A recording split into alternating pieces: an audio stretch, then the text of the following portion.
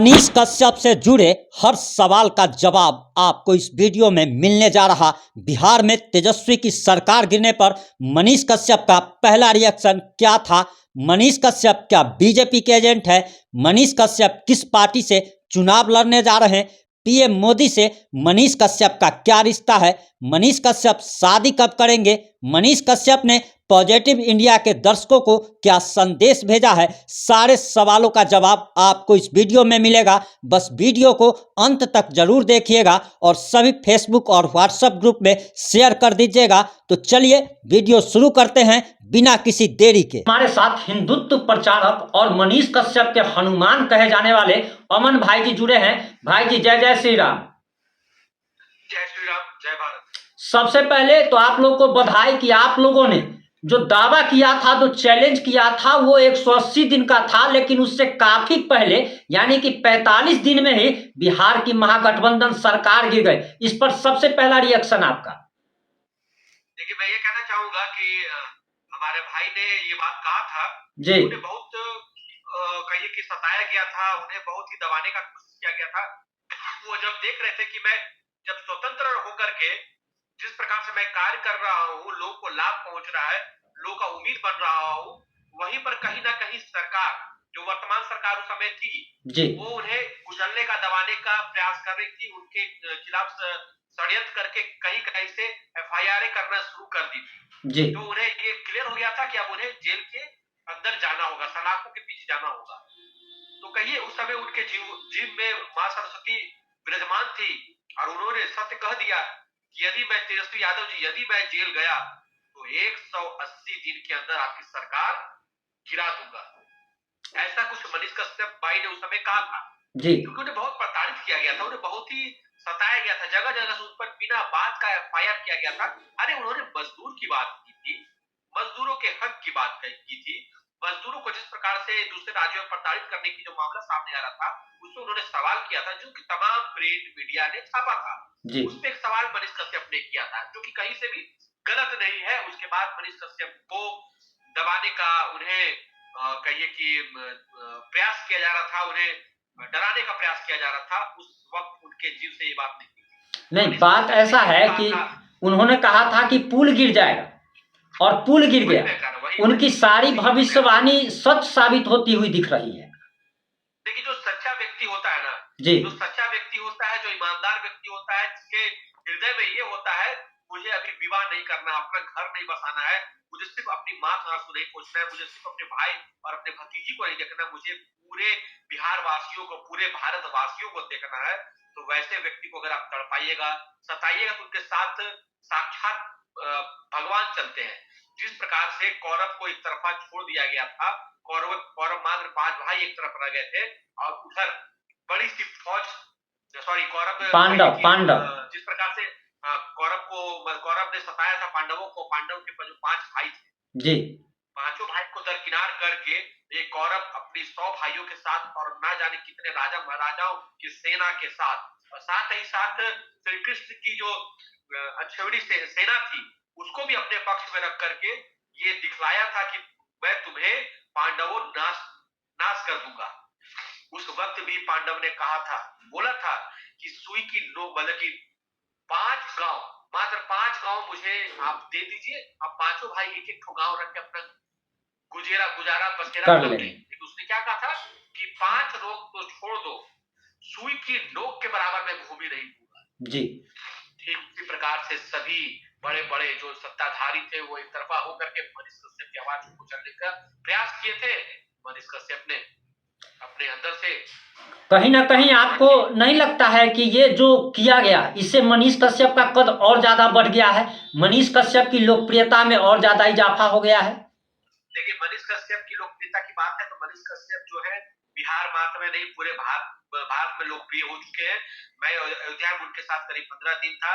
मैं रास्ता में जहां भी मनीष कश्यप को देखता था, उतरते वहां पर कहिए कि 1000 की संख्या में लोग उन्हें घेर लेते थे, 1000 की संख्या में अयोध्या में जी, वो जहां दूसरे राज्य में जाते हैं वहां लोग उन्हें घेर लेते हैं।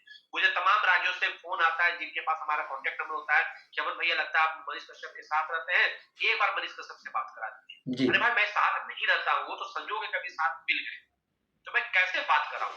तो जी ये जी। लोकप्रियता है, ये कमाई मनीष कश्यप ने की है। एक चीज बताइए कि 4 फरवरी को प्रधानमंत्री नरेंद्र मोदी मनीष कश्यप के गांव बेतिया आने वाले थे। हालांकि उनका प्रोग्राम कैंसिल हो गया है, लेकिन बताया जा रहा कि अगली तिथि जो शेड्यूल फिर बनेगा, उस दौरान जब प्रधानमंत्री नरेंद्र मोदी बेतिया में रैली करेंगे, ठीक उसी समय मनीष कश्यप बीजेपी की सदस्यता ग्रहण करेंगे और उसी मंच से प्रधानमंत्री नरेंद्र मोदी मनीष कश्यप को लोकसभा चुनाव का टिकट देने का भी ऐलान कर सकते हैं। इस खबर में कहां तक सच्चाई है? कौन फोन किया था भाई आपको, ये सब बताया, कौन फोन नहीं, करके बता दिया? ये खबर चल रही है और लगातार आप हाँ, देख पा रहे होंगे यूट्यूब पे या ऐसे न्यूज चैनलों पे भी चल रहा है कि मनीष कश्यप के हाँ, गांव बेतिया से ही प्रधानमंत्री नरेंद्र मोदी आखिर लोकसभा चुनाव का रैली की शुरुआत क्यों कर रहे हैं? आखिर दूसरा भी तो जगह है, पटना से हर साल शुरुआत करते हैं, हर बार जब भी चुनाव होता है, तो आखिर बेतिया से क्यों हो रहा है? ये सवाल है। और इसीलिए कि मनोज तिवारी पहुंचे थे और मनोज तिवारी ने कहा था कि हम जो यहाँ आए हैं, ये बातें प्रधानमंत्री नरेंद्र मोदी को पता है कि मनोज तिवारी मनीष कश्यप के गांव जा रहा है और अब प्रधानमंत्री जी आ रहे हैं, इसलिए चर्चा हो रही है। अब देखिए नरेंद्र मोदी जो देश के प्रधानमंत्री आदरणीय नरेंद्र मोदी जी क्या करते हैं नहीं करते हैं, वो हम लोग के सोच से बहुत परे है। अब इस गरीब के बेटे पर अगर नहीं, नरेंद्र मोदी आप का खुल अगर करके ध्यान बोलना जाता है, नहीं चाहते अगर हैं, ध्यान कुछ न चला कुछ। जाता है इस गरीब के बेटे पर, अगर मनीष कश्यप और नरेंद्र मोदी जी का अगर ध्यान चला जाता है, क्योंकि वो भी एक गरीब का बेटा है, हमारे आदरणीय प्रधानमंत्री जी, अगर उन्हें कुछ खास अगर मनीष कश्यप में दिखता है और वो भाजपा ज्वाइन करवाने के लिए अगर मनीष कश्यप को अगर बुलाते हैं, निमंत्रण देते हैं, तो ये सौभाग्य की बात होगी मनीष कश्यप के लिए लगातार और पूरे बिहार के वासियों के। देखिए, लगातार न्यूज चैनलों पर ये चल रहा है कि लोकसभा चुनाव मनीष कश्यप लड़ने जा रहे हैं, बीजेपी टिकट दे रही है, ये लगातार नेशनल न्यूज चैनल पर चल रहा है।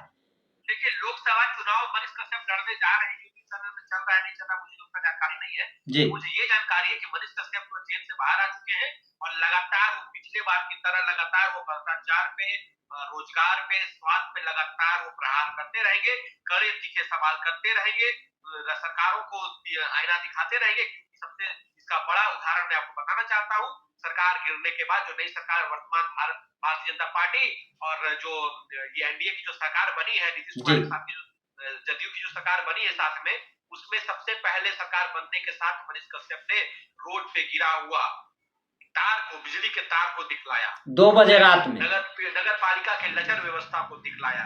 उन्होंने कई सवाल सरकार से तत्काल कर दी जब सरकार नहीं बनी। तो ये है मनीष कश्यप की खास बात, ना वो पक्ष देखते हैं ना वो विपक्ष देखते हैं तो बिहार का विकास देखते हैं, राष्ट्र का विकास देखते हैं। उनका नाम है मनीष कश्यप। एक और टॉप मोस्ट सवाल आ रहा है कि जिस प्रकार से लोग ये जानना चाहते हैं कि आखिर सलमान खान शादी कब करेंगे, आखिर राहुल गांधी शादी कब करेंगे, ठीक उसी प्रकार से एक यक्ष प्रश्न बन चुका है कि मनीष कश्यप कब शादी करेंगे। और उनके बारे में इधर खबर भी आई थी कि अब वो शादी करने के लिए तैयार भी हो गए हैं। इस खबर में कहां तक है और कब तक कर रहे हैं, इसका जवाब दे दीजिए। मनीष कश्यप के हिसाब से मुझे जहां तक जानकारी है, जी पर्सनल लाइफ में मैं दखलंदाजी नहीं दूंगा, लेकिन जहां तक मैं मनीष कश्यप को जानता हूं, अगर मनीष कश्यप के पास ये सवाल होता तो मनीष कश्यप इसका सब जवाब यही दे दिए होते कि तुम मेरे बिहार को विकसित कर दो, तुम मेरे बिहार को ब्रांड बिहार बना दो, मैं शादी कर दूं। एक सवाल का और आप जवाब दे दीजिए, मनीष कश्यप से जुड़ा हुआ ही सवाल है। मनीष कश्यप जब जेल से बाहर निकले, आप उनके साथ लगभग उस समय से लेकर अभी बीतले, मतलब पीछे आप कह सकते हैं कि बीते 5 दिनों पहले तक आप उनके साथ थे।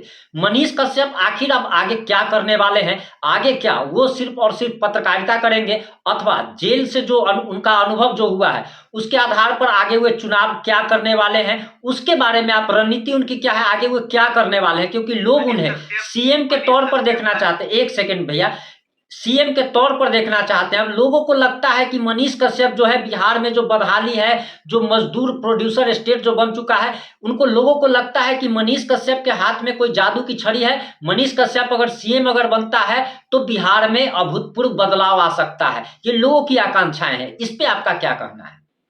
जादू की छड़ी जो आपने बात कही जी, जादू की छड़ी का तात्पर्य होता है लोगों का विश्वास बन चुका है जी, हर एक के हृदय में मनीष बस चुका है। सबको ये विश्वास है कि अगर मनीष कश्यप मुख्यमंत्री बनता है तो बहुत कुछ करेगा। ये कहीं से दो मत नहीं है, किसी भी कमेंट में आप देखिए, कहीं भी ऑप्शन अगर दिया जाता है, एक फोटो दिया जाता है चिराग पासवान का, एक फोटो तेज प्रताप यादव का, एक फोटो तेजस्वी यादव का, एक फोटो नीतीश कुमार का। वहां 4 ऑप्शन होते हैं और बोला जाता है इनमें से किनको मुख्यमंत्री बनाइएगा। वैसे पोस्ट में कहीं भी मनीष कश्यप का फोटो नहीं होता है, लेकिन कमेंट बॉक्स में एक ही जवाब होता है मैं कि मुख्यमंत्री बनाएंगे तो मनीष मैं कश्यप को मैं आपको एक बात और बताना चाहूंगा, मैं किसी दूसरे पॉइंट पर भी ये जनता का भरोसा होता है, जनता जी का भरोसा होता है। लेकिन मनीष कश्यप क्या करेंगे? मनीष कश्यप राजनीति करेंगे, पत्रकारिता करेंगे, मनीष कश्यप कुछ भी करेंगे। बिहार के विकास के लिए जो करना पड़ेगा वो मनीष कश्यप करेंगे। बिहार के विकास के लिए सिर्फ पत्रकारिता करनी पड़ेगी। यूट्यूबर, जो सो कॉल्ड यूट्यूबर बोलते हैं, अगर यूट्यूबर बन के रहना पड़ेगा, उससे विकास बिहार का होता है, तो so called YouTuber Manish Kashyap बना रहेगा। जी हाँ, यदि उन्हें मुख्यमंत्री बनने का ये होता है तो मुख्यमंत्री भी बनेंगे। ये मेरा पर्सनल राय है। नहीं, जब तक कोई व्यक्ति शासन में नहीं आएगा, आखिर वो व्यवस्था में बदलाव कैसे ला सकता है? पत्रकारिता कर करके तो व्यवस्था में बदलाव नहीं लाया जा बहुत सकता। बड़े उदाहरण थे, जयप्रकाश नारायण बहुत बड़े उदाहरण थे, जिन्होंने सरकार को गिरा दिया था। आप जान रहे हैं, जेपी आंदोलन के कई नेता जो सच करके मुख्यमंत्री बने रह गए, और कई 19 साल तक 20 साल तक बिहार में राज किया, चाहे वो लालू प्रसाद यादव की बात हो, चाहे आपके नीतीश कुमार यादव की, सभी जेपी आंदोलन से निकले हुए नेता हैं, आपको जानकारी होगी जी ये जयप्रकाश नारायण कौन थे वो आपको पता है। तो कल के जयप्रकाश नारायण को बिहार में और पूरे देश ने देखा था, और आज के जयप्रकाश नारायण आपके समक्ष मनीष कश्यप है, तो कभी भी कुछ भी हो सकता है। अब हमारा अंतिम सवाल है भाई जी एक, और ये सवाल बहुत ही ज्यादा महत्वपूर्ण है। जो तेजस्वी यादव, या तेजस्वी यादव कहिए, नीतीश कुमार कहिए, या जो भी राजनेता है, चिराग पासवान, इनका इतिहास जो है अगर देखा जाए तो 40 साल किसी का, 50 साल किसी का, 30 साल, यानी कि एक वंशानुगत जो राजनीति है वो एक विरासत में इन लोग को मिली है। और उसके बावजूद जो इनकी जो पहचान है, उससे एक बड़ी लंबी लकीर मनीष कश्यप ने आखिर इतने कम समय में कैसे खींच दी। और इस सवाल का जवाब आप इसलिए अच्छे से दे सकते हैं क्योंकि आप मनीष कश्यप को काफी करीब से जानते हैं। तो आखिर मनीष कश्यप में ऐसा क्या है कि उन्होंने इतनी लंबी लकीर खींच दी? और जो पॉपुलैरिटी की अगर बात की जाए, जो तेजस्वी यादव के पास है, जो चिराग पासवान का है, उससे कहीं ज्यादा, दुगुना अगर कहते हैं तो कोई अतिशयोक्ति नहीं होगी, उतनी ज्यादा लोकप्रियता। आखिर ऐसा क्या है मनीष कश्यप में, वो आप लोगों को बताइए, जो पर्दे के पीछे है, जो लोग नहीं जान पाए अभी तक। देखिए, मैं आपको इसका जवाब हो सकता है कमेंट बॉक्स में भी मिलेगा। आप जब ये वीडियो को अपलोड करेंगे जी तो समर्थक उसमें जवाब देंगे मनीष कश्यप क्या चीज है। जी मैं बताना चाहता हूँ भाई, मनीष ने क्या किया नहीं किया। मनीष कश्यप ने जो भी किया वो बहुत सबसे हटके और सबसे अलग किया, जेन्युइनली किया, सच्चे हृदय से किया, जो कि बिहार की जनता ने, पूरे देश की जनता को पसंद है। एक एक जनता के हृदय में मनीष कश्यप बस गया, चाहे वो झारखंड में रहने वाले लोग हो, बिहार में रहने वाले लोग हो, उत्तर प्रदेश में, उत्तराखंड के, आपके पंजाब के, हरियाणा के, दिल्ली के, कहीं के भी हो, जम्मू के हो, कहीं के भी हो, सबके हृदय में मनीष कश्यप बस गया। और कहीं ना कहीं से ये बात सामने आ रही है कि मनीष कश्यप को पुराने अंदाज में लोग देखना चाहते हैं। उस प्रकार से, जिस प्रकार से मनीष कश्यप चिल्लाता था, सड़कों पर उतर के अपना गला फाड़ता था, मुझे कई लोग, आज भी मुझे, मैं बता रहा हूँ, मैं आज कई लोग से मिला, मुझे सबने यही बात कहा, भैया अपने बार बोलिएगा कि अपने पूरे पुराने वाले अंदाज में आ जाए, पूरे पुराने वाले अंदाज में देखना चाहते हैं। क्योंकि लोगों को पता था कि इस प्रकार से मनीष कश्यप जब चिल्लाता है, कुछ बोलता है ना, तो बदलाव तो होता है, कुछ ना कुछ सुधार तो होता है। कई ऐसा काम मनीष कश्यप ने किया, कई ऐसा बात मुद्दे पर उन्होंने बात उठाया, उस पर सरकार ने काम किया, सरकार ने काम किया उस पर। कई ऐसा मुद्दा है, आप खबर का असर हुआ, खबर का असर हुआ, पॉजिटिव चीज को भी पकड़िए। तो मनीष कश्यप के चिल्लाने से, मनीष कश्यप की वीडियो बनाने से कई जगह सुधार आया है। यदि सुधार अगर उनके वीडियो बनाने से अगर आ जाता है, बिहार विकसित हो जाता है, इसलिए मैंने कहा वो एज सो कॉल्ड यूट्यूबर ही बने रह जाएंगे। और जैसा कि आपने कहा कि अगर सुधारना है तो भाई सत्ता में आना होगा। यदि एक अच्छे देश के अच्छे नेतृत्वकर्ता का सहयोग हो, उनके पास गॉडफादर नहीं है, बात समझिए, मनीष कश्यप का बैकग्राउंड नहीं है, आप समझिए, उनके पिता एक फौजी है, उनके पास हम जैसे कुछ लोग हैं जो कि बहुत धनवान नहीं है, हम लोग अपना जी खा लेते, यही बहुत बड़ी बात होती है, समझ गए बात को ना। तो ऐसे लोग, हम लोग कितना कितना प्रयास कर सकते हैं, कितना कोशिश कर सकते हैं, लेकिन हाँ, जनता का जो प्रयास होता है वो बहुत ही बड़ा प्रयास होता है। जनता जिस दिन चाह लेगी, जनता जिस दिन दिल खोल करके मनीष कश्यप को मांग लेगी कि मनीष कश्यप तुम्हें, हमें हमारी सेवा करने के लिए तुम्हें मन से मतलब कि तुम्हें मैदान में उतरना होगा, तो मुझे नहीं लगता कि मनीष कश्यप अपनी जनता को, अपने भाइयों को, अपने मन को मना कर पाएंगे, और वो नहीं उतरेंगे बिल्कुल। मैं दूसरे का तो नहीं जानता, लेकिन मैं अगर दूसरे टॉपिक पर भी अगर वीडियो अगर डालता हूं किसी भी न्यूज पे, तो उसमें 5-10 कमेंट ऐसा जरूर आ जाता है, मनीष कश्यप जिंदाबाद, जबकि मनीष कश्यप से दूर दूर तक उस वीडियो का, उस टॉपिक का कोई रिलेशन नहीं होता है। तो यही क्रेज है। और मैं एक घटना बता रहा हूँ, हनुमानगढ़ी में हमने पूजा करने के लिए मनीष कश्यप के साथ में वहां पे थे।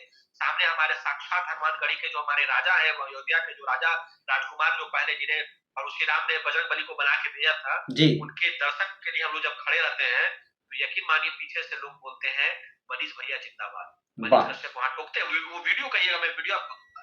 वहां मनीष कश्यप कहते हैं, अरे मूर्ख, अभी बजरंग बली के दरबार पर कम से कम अभी तो शर्म करो, बोलो बजरंग बली की जय और वो श्री राम की जय।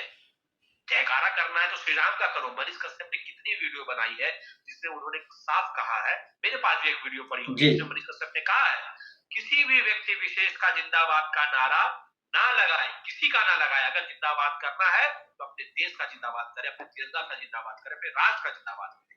तो ये मनीष कश्यप सबसे हटके, वो अपना भाई नहीं चाहता है, अपना जिंदाबाद नहीं चाहता है। एक चीज का आश्वासन आप दे करके अभी जाइए कि हमारे पॉजिटिव इंडिया के जो तमाम दर्शक हैं वो चाहते हैं कि पॉजिटिव इंडिया पे मनीष कश्यप का इंटरव्यू हो। ये कब तक आप लोग इच्छा पूरी करेंगे चाहने वालों मैं आपसे प्रॉमिस इसलिए कर सकता हूँ इस बात को लेकर के जी, पॉजिटिव इंडिया के चैनल पे मनीष कश्यप इंटरव्यू देंगे, तो ये मैं आपसे ये क्या कहते हैं वादा मैं इसलिए आपसे करने रहा हूँ बिना मनीष कश्यप से पूछे हुए कि आप वहाँ इंटरव्यू दीजिएगा या नहीं दीजिएगा, क्योंकि मनीष कश्यप किसी को भी इंटरव्यू देते हैं तो मनीष कश्यप कभी भी उसका फॉलोवर नहीं दिखते हैं, उसके चैनल में कितना फॉलोवर है और उसके चैनल का रीच कितना है, वो देखते हैं कि किसी ने तो 200 रुपया का माइक पकड़ के कुछ अच्छा कर रहा है तो मैं बोलूंगा। ये मनीष कश्यप में खास बात है, इसलिए मैं आपसे खुल के वादा करता हूँ कि जब साथ रहूंगा भाई का, मैं प्रयास करूंगा और मैं बोलूंगा, अपनी बात को रखूंगा, और आपकी बात को जब रख दूर के सामने में तो पक्का आपको इस तरह से इंटरव्यू जरूर देंगे वो, क्योंकि वो बहुत धन्यवाद भाई के व्यक्ति है, बहुत ही सादे विचार के व्यक्ति है, उनका मन बहुत साफ है, उनपे कभी ये वाली फीलिंग नहीं है कि मैं बहुत बड़ा वीआईपी हूँ, मैं बहुत बड़ा सेलिब्रिटी हूँ। वो देखते होंगे वो आज भी कमची को लपेट के हुरमुट के बांधते हैं। वो फैशनबाज लड़का नहीं है, वो देसी छोरा है, देसी लड़का है, सही गाँव का लड़का है, वो गाँव का लड़का है, आपका भाई हमारा भाई है, उसको लाज शर्म नहीं है, उसको किसी बात का घमंड नहीं है।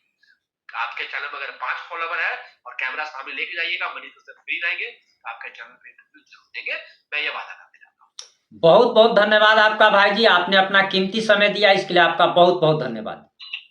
जय श्री राम। जय जय श्री राम।